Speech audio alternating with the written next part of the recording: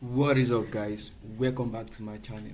In today's video we're going to quickly look at how we can create a consolidated database among subsidiaries. So before I go into details about the video, quickly celebrate with me. I have gotten to my yearly target, which is 1k subscriber, but I am currently sitting on 1226 subscriber. Woo!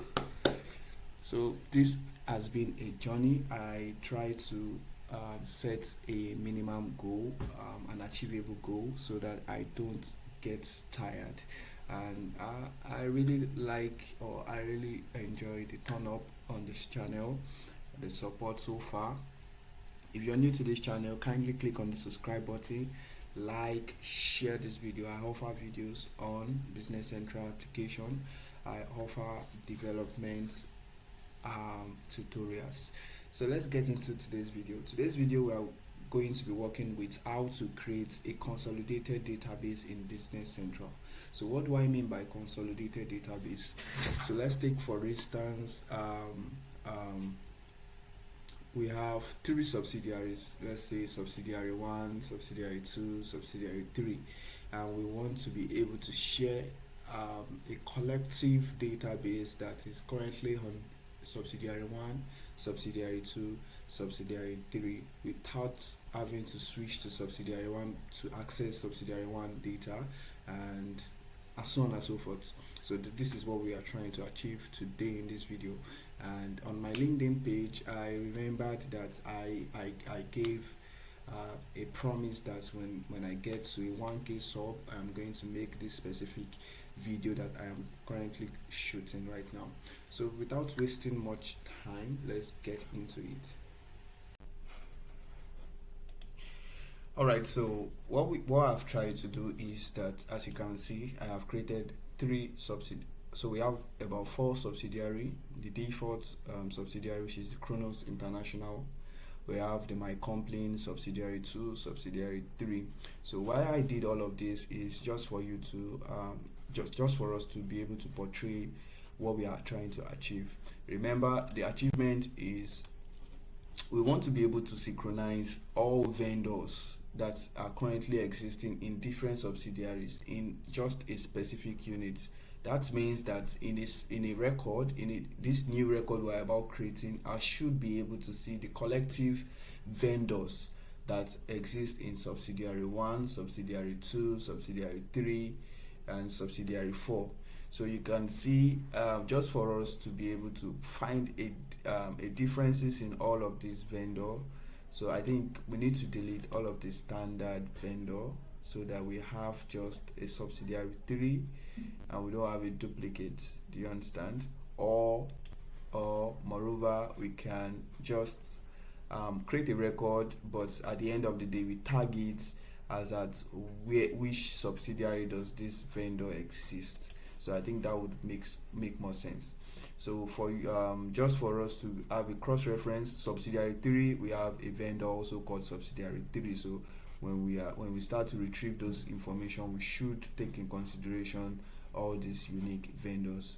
So if I go to subsidiary 2, we should also be able to have a vendor called subsidiary 2 under the vendor list in the second subsidiary.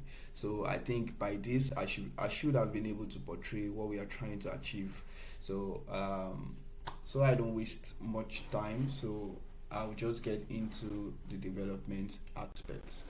Alright, so let this load and let's also see what we have currently. We have a subsidiary 1, sorry, so let me rename this to subsidiary 2. This must have been a mistake from my hand.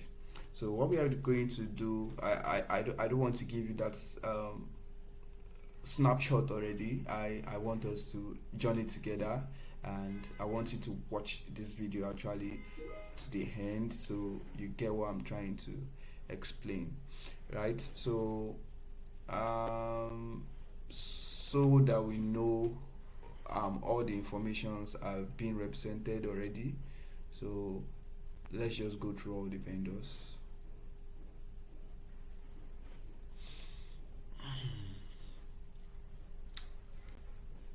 right, so this is my company, and under the vendors I should be able to have a vendor name called my company vendor, right? So you can see this even has a unique different vendors, right? So same thing applies to Chronos.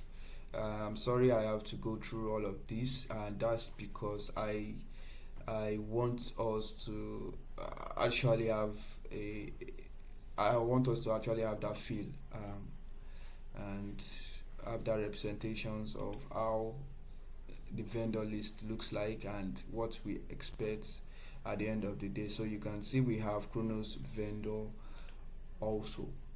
So now we can go into the development. So I have created a folder called subsidiary database, which makes more sense because we are trying to create a code, or a database that has data that is represented in the different subsidiaries. Okay, so I go on and create folders, as you know, for pages, for tables, also for my code units. So I wouldn't want to write too much of technicality, but I'm just going to give you that feel of working with a project like this. You know, there are instances whereby you want to work on a project that needs a data that is collectively collected from different subsidiary as a single record. So this is a code unit. So I faced this particular text while we were working with HR module. So within this HR module, just look at it like a leave application module, right? So whenever an employee is applying for a leave, he also needs a reliever. So there are cases whereby some employee are in all subsidiary while the rest are in just a single subsidiary, which makes more sense, right? So in order for us to be fully represented, and when I apply for leave on a different subsidiary, you understand, so I have to put my my reliever, right? So if my reliever is not currently in that company, I should be able to have a index whereby I can access the list of employees and something like that. So for this demonstration, we are only working with vendor.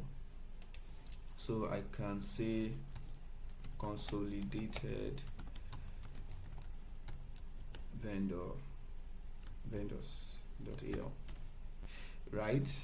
So I'll just collapse this. So just basically the same way we create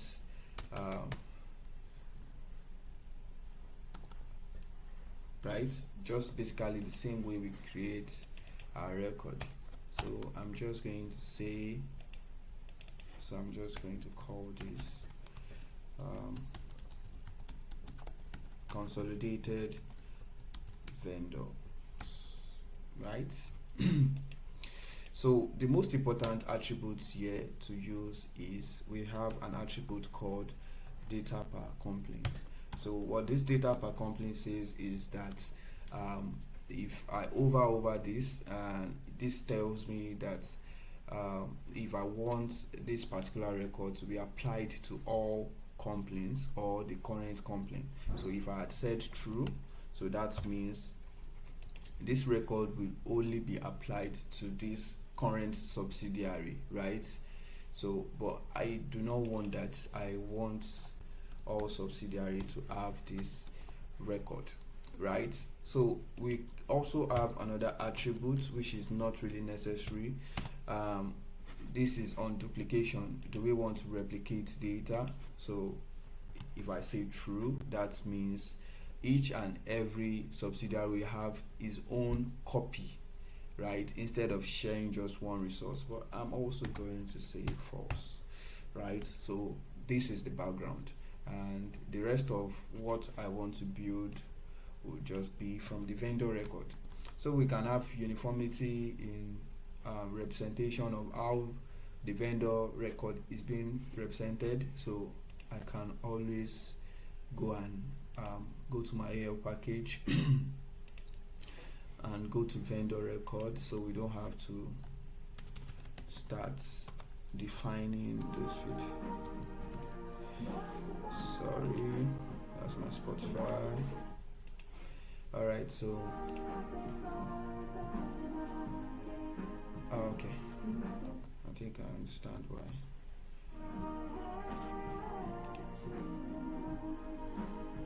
Okay, I'm so sorry about this. Alright, so I can search for my vendor list. So for the record vendor, I go to definition hub. So all I just need is I want to copy some of these fields, right? So that we don't do too much. Let me see. Yeah. So let me stop at address, right? So these are the data I want to include here in my new record, right? So I can also go back there and check the primary keys, right? So let me just do this, copy just this two. So I'm doing all of this to make the work faster, and yeah. So let's see where we are having issues. So we are having issues in the number series, so we actually do not need this. We don't need to verify or validate any of this, right? So let's go through the code. We have the ID, we have the name, we have the search name. So these are like the basic information, right? So the other thing I want to do is I want to create a unique field that says the complaint data, right? So I can say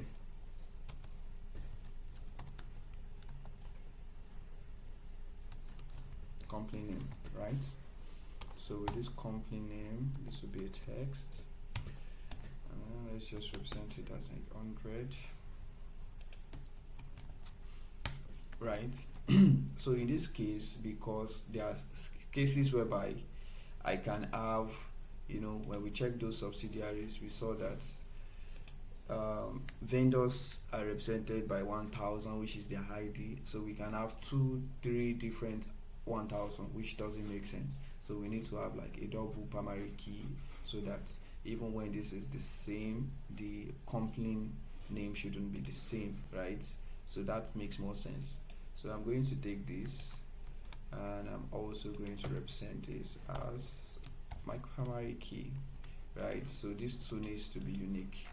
I haven't done anything complex here, so just for us to go back to it, we have the basic field that are represented on the vendor's record, right? We just represent them back here, and the only difference is that we added a complaint name to the record, right? So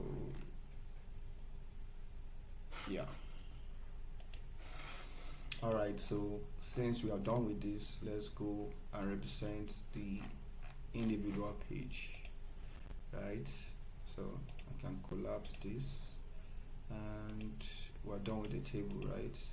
So I want to go to the page and create a consolidated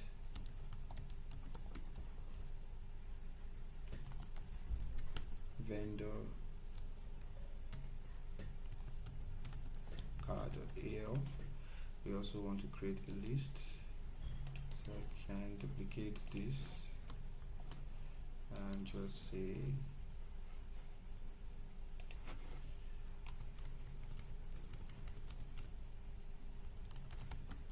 list, right? So I can collapse this and say t page right, the list page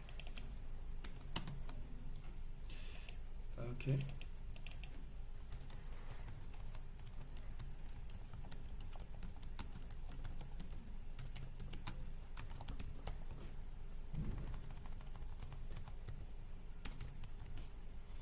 Alright, so I link it to the table, which is the right, then list. So let's say at the table first, right? So I think this is all. Then I can do a repeat for this. So what do we have? So the primary key, the vendor name, let's see, the search name, the company name. I think that is okay. So we are done with the list page. So let's go into the card and just see page, just like we have done. So I'm going to create a page sample and represent it well. So consolidated vendor card.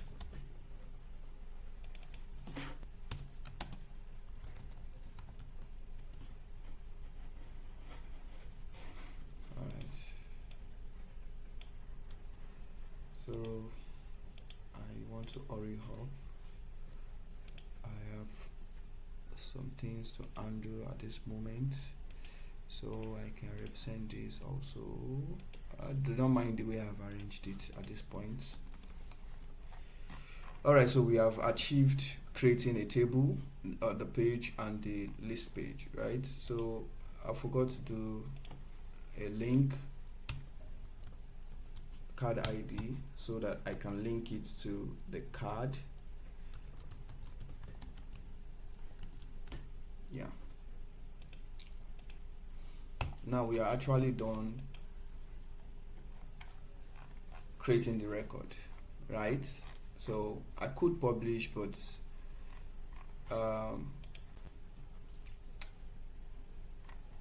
yeah, I could publish, but so let's just be sure we give all of this program.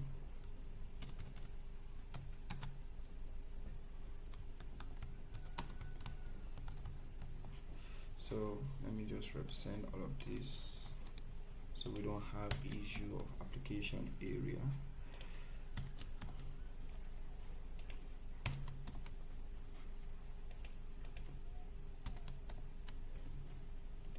So I just like to put it just in case, so I do not want to surprise myself at the end of the day after publishing. So basically this is all we want to achieve, and I feel I should publish first so we see what we have, right? So also I do not want anybody to be able to insert directly,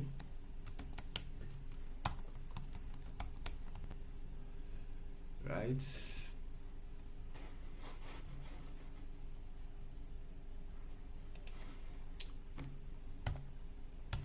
So modifying directly from the page is not also allowed. Delete directly is not also allowed. So I can take all of this and make sure it's also represented on the list. I hope we are following. I hope so this is just a basic boom frame, basic things that we do, and yeah, so I'm going to be publishing the part 2. So the part 2 we are going to be working on the code units, the automated process that is involved in bringing all of this data from individual subsidiary down to this point. So before I leave for the video, let's just check for what we have on the front end.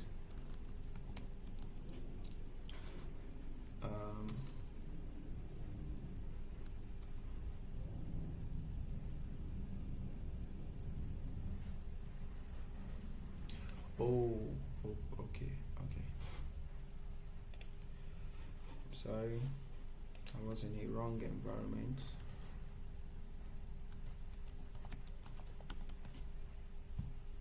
So we have consolidated vendors list, so I need to hide the card. So for now we have the inserts because we did not disable it. So basically in the next video we are going to complete this process, and you're going to like it, you're going to love it, because we are going to be working with events, and events will be the driving process or core process to making this implementation, because we want to update this list from the individual subsidiary lists, whereby when there's any modification to any vendors, it is fully represented at this consolidated vendor list. When there's a deletion from there, it is also deleted from here. When there's any critical updates in respect to the vendors list from different subsidiary, it is also represented automatically. So if you're new to this channel, kindly subscribe, like, share, and I see you in the next video. Thank you.